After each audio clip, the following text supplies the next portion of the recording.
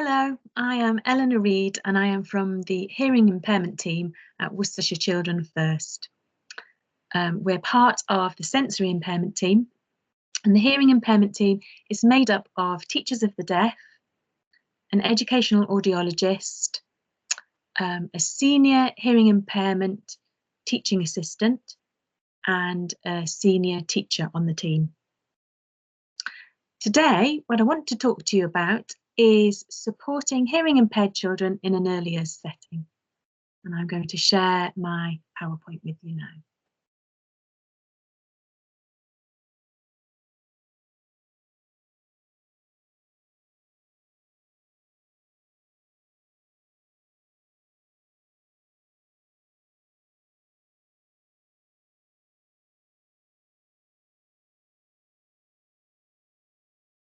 Okay, so supporting children with a hearing impairment in early years settings.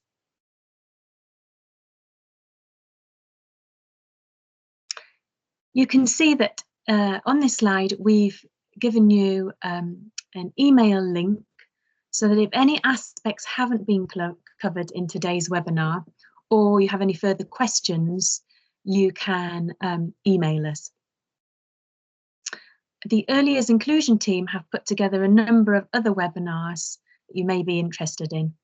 I'll give you a moment to read the housekeeping slide.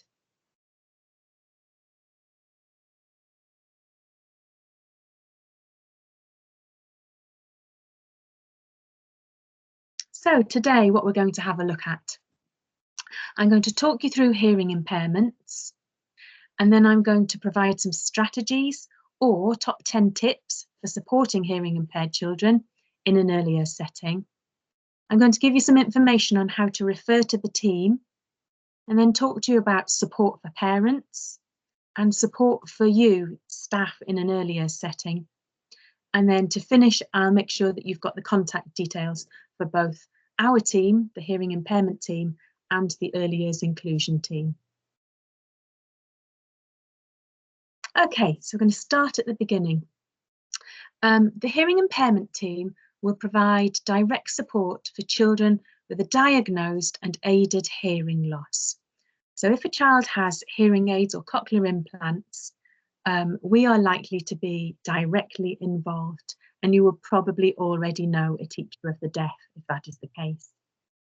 So you can see here that a child with any degree of hearing loss, from mild to moderate to severe to profound, they're likely to have hearing aids or cochlear implants, and we will be directly supporting you as the staff in a setting. It might also be that you have children in the setting that are suffering from glue ear. Glue ear affects a significant number of children in their early years. You can see here from the slide, 1 in 5 preschool children have glue ear at any one time, and 8 out of 10 children can experience it before the age of 10. So what is glue ear? Glue ear occurs in the space behind the eardrum. So your middle ear, that's the space behind your eardrum, which is usually full of air. It can become filled with a glue-like fluid, and that's why we call it glue ear. And the impacts of glue ear are a temporary hearing loss. It may well fluctuate, but that can impact on speech development. And you might see in the setting that there's an effect on behaviour and attainment in those children. If the glue ear persists, the health professionals may consider grommets. And grommets are tiny plastic tubes that are surgically inserted into the eardrum. And their job is to allow air to circulate in the middle ear, and also to enable better drainage. It might be that hearing aids are issued in order to address glue ear. That's in order really to keep the numbers of surgical procedures down for that age group. So hearing aids could be issued alternatively to grommets. I'm going to talk you through in the next 2 or 3 slides strategies or tips that will benefit not just hearing impaired children in your setting, but other children too. Okay, so listening in an early years setting. Children need a much quieter listening environment than adults to hear clearly. Their auditory neural pathways don't fully mature until about the age of 15. And so at a younger age, it's difficult for them to predict and fill in gaps as we as adults do. You have to remember that their experience of language and vocabulary is limited. You know, they have had a shorter life experience than us, so they're less able to use context to guess what is being said. Difficult for them to fill in those gaps. Hearing impairment can make it difficult for children to follow speech in a room with poor acoustics. And remember, hearing aids and cochlear implants amplify all sounds, not just speech. So the hearing aids or the cochlear implant processors are making all sounds louder. They're not aware of unwanted background noise being unwanted, so they're making that sound loud too. The hearing impairment team can advise on improvements to the early years listening environment, and I'm going to go on to that on the next slide. Okay, so the first 5 points for you to be supporting hearing impaired children in your setting. Number 1, keep background noise to a minimum. As I said, hearing aids amplify all sounds, not just speech. It's a bit counterintuitive, this one, for an earlier setting. You know, we have play-based curriculums in an earlier setting, and that sometimes involves outdoor and indoor play for those child-initiated activities. And so it might be that you have the door open, and it might be that you have a heater on inside in order to compensate for the door being open. So there are a number of factors that can be creating background noise in your environment. The thing to remember here is that when you have an adult-directed activity and you're expecting active listening from the children in the setting, that is the time to be mindful of background noise, and for you as staff to take responsibility for managing that background noise. So that can involve things like closing doors to outside or other rooms. It can involve putting oilcloth or fabric on hard surfaces like tables, or thinking of pencil pots where all of the pencil pots might be pencils may be clattering back into the pot when it's time to tidy up. You can put some small piece of felt in there. It will dampen down some of that sound.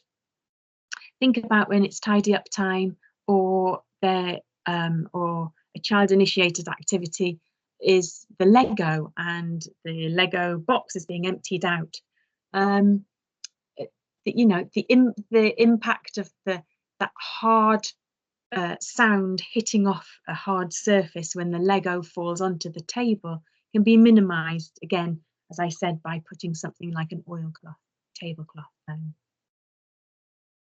So number 2, be close to the child so that they can hear you. If a child is wearing hearing aids or cochlear implant processors, the microphones on those devices will work best at 1 to 2 meters. After that distance, a greater distance means that it becomes more difficult for a child to discriminate all the sounds of speech, particularly high frequency speech sounds. Number 3, speak clearly and normally at a normal volume, not too fast and not too slow, and keep that listening down to short stretches. If you start slowing down speech, what happens is you take away the cues that the rhythm of the speech provides. Think about words with a number of syllables like crocodile or hippopotamus. You're gaining information from the rhythm in those words. If you slow it down, you take some of that information away. Number 4, use short phrases or sentences accompanied by natural gestures, like pointing. So you can use that if the child's having difficulty. Think about gestures for put your coat on or have a drink. Sometimes just adding in those extra visual cues can really benefit a child who is struggling.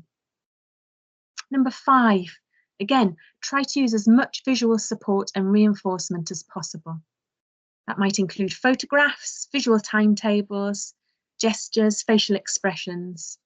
Visual timetables are really helpful because they help develop those skills of decision making and thinking for a child, and that is part of their communication development. So going on to number 6, try not to walk around too much while speaking. A hearing impaired child needs to see your face to lip read it. Again, this is a visual cue. Be mindful of your position. So make sure that they can see your face and get down to their level. That helps too. Number 7, teach the other children to speak one at a time in a group situation.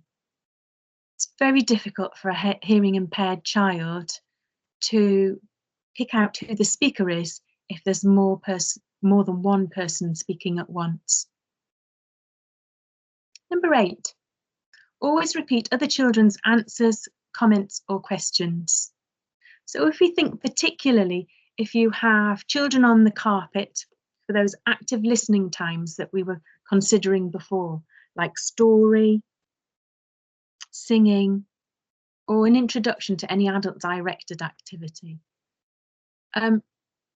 If the hearing impairment child, who is likely to be sat at the front of that group so that the microphones are doing the best job at 1 to 2 meters, if somebody behind them says something, another child, it's very difficult for there not to be a time lag involved if the hearing impaired child has to turn around, look behind them, identify who was speaking, and then concentrate on what they were actually saying. So it's your job as the adult, as the staff here, to repeat what the other child has said.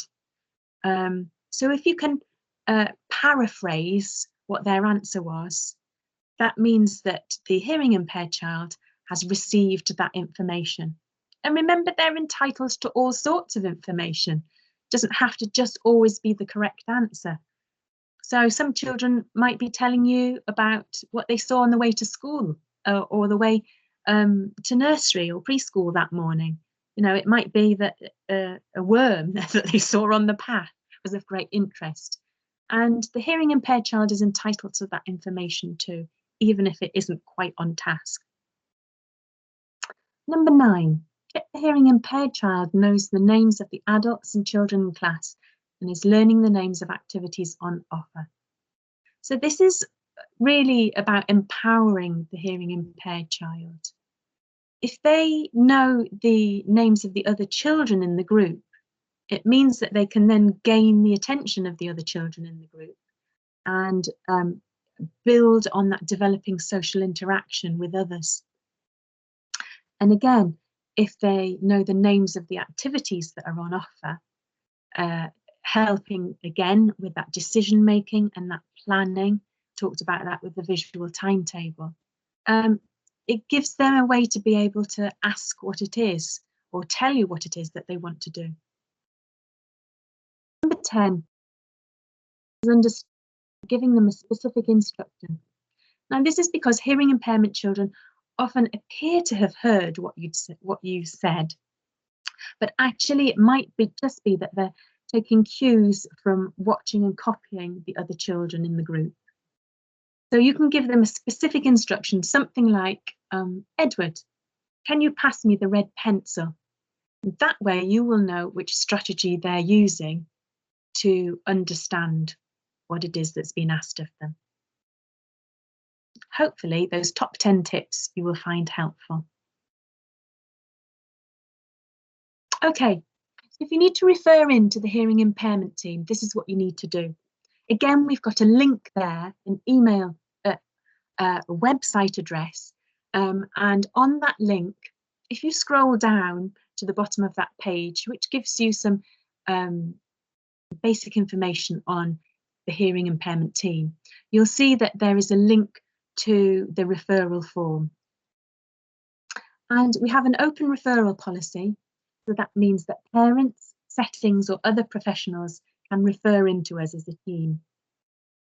What you'll need to do is you'll need to obtain parental consent. So we'll need a signature on the form. After that happens and we're processing that referral form for you, a specialist teacher, so a teacher of the deaf, will make contact with you as a setting and or the family, and they will arrange to come out and visit. And that referral visit will then generate a report, and that report will outline the child's hearing needs, any advice that we want to give you, and the level of support going forward that the hearing impairment team can provide. Okay, I said I'd talk to you a little bit about the support that parents receive from our team, and also that you as the setting receives from our team. What's interesting about the hearing impairment team is that we're very often involved from a really young age with the families of a hearing impaired child. And that's because of the newborn hearing screening programme. So if you have had a baby recently, you will know that in the last 15 to 20 years, the hearing screening programme for newborns has enabled early identification of hearing loss. And that has led to early amplification, so being able to issue hearing aids really early on, and then perhaps a little bit later, if it best meets the hearing needs of that child, cochlear implant processes. And as part of that early identification and early amplification, early support can be provided. So right from the very start, the health professionals are link the family with us in education. So a teacher of the deaf can be involved from a very young age, from that child being a few weeks old. So in the context of that, we have to remember that parents are the experts on their child, and that the teacher of the deaf and the educational audiologists are experts on hearing impairment and learning, so we can come together to support the family with that. So we support the diagnosis. Some families find it really difficult, and they may go through a grieving process, the hearing child that they didn't have but were expecting. A lot of our role is involved in effective management, in caring, the care and maintenance for the hearing aids or the cochlear implant processors themselves. So that's just about looking after and maintaining those devices. Together with the parents, we help to track early language development. And as part of that, set targets so that we can focus on not only the strengths of the progress that the child is making, but also areas for development.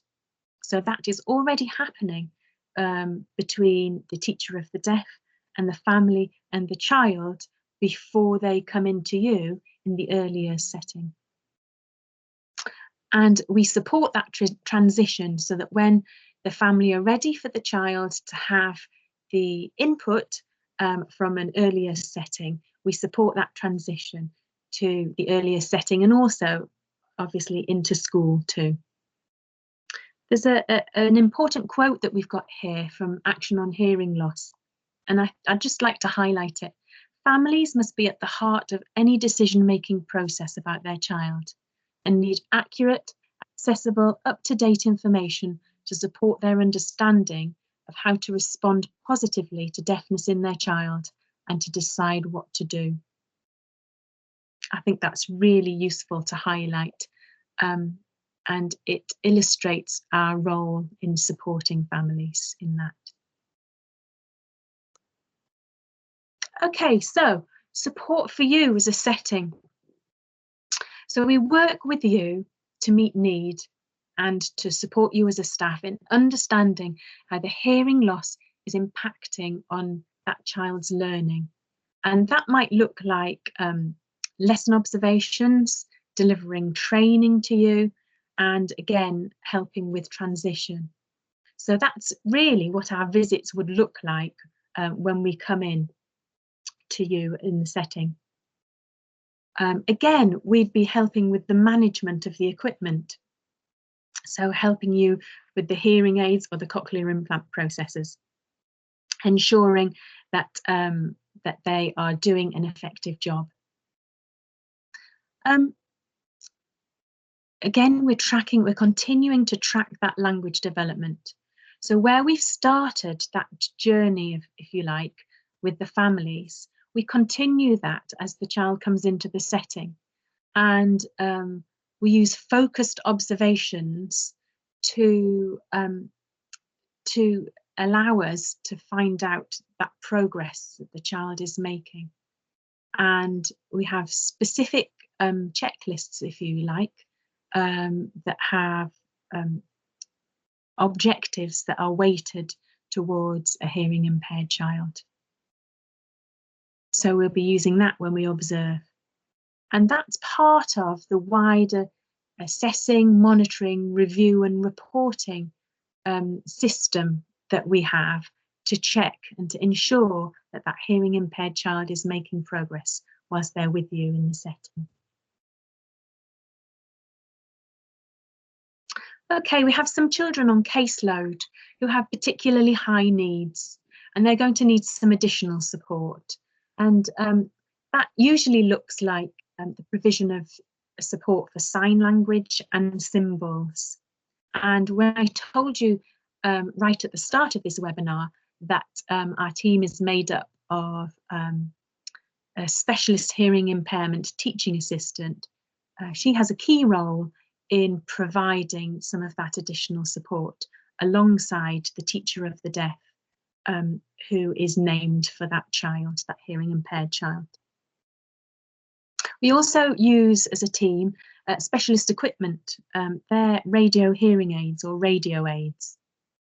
And we would do an assessment in the earlier setting to find out whether a radio aid would be of benefit to that hearing impaired child. And as part of that, if we decide to go ahead and trial the use of a radio aid, where we make a decision that it's used in the setting, it possibly may benefit the child to have use of the radio aid at home. We would give you training for that. Again, we would be responsible for maintaining, fitting that equipment. If a child has an EHCP, that funding for the radio aid is via the EHCP. But in all cases, we would do an assessment to determine whether the child would benefit from the use of a radio aid. Just picking up on the EHCP, we will be involved with that process where that's appropriate. And again, the last point here, we can carry out acoustic checks of your environment. So going back to, if you remember, I talked about improvements that can be made for the listening environment. That's something that we would advise on with those acoustic checks. Okay, so here we've got contact details. As I said, towards the end of the webinar, we'd be providing contact details. On this page, you've got contact details for the sensory impairment team. There is a general email address there that you can see on the first link, sensory impairment email address. Alongside it, we have the telephone number. That's 01905 843 975. And the second email address that we have there, that's specifically for the senior teacher on the hearing impairment team. Her name is Jo Gulliver.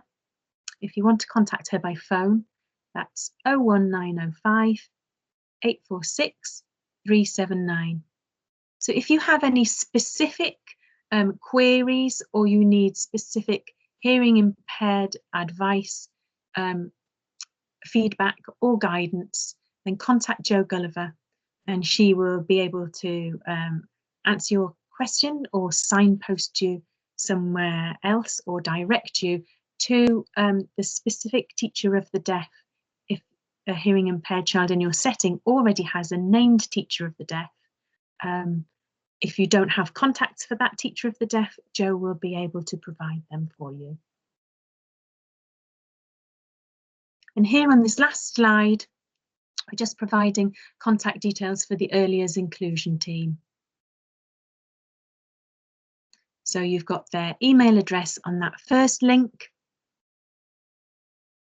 and then you have got their web page at the bottom.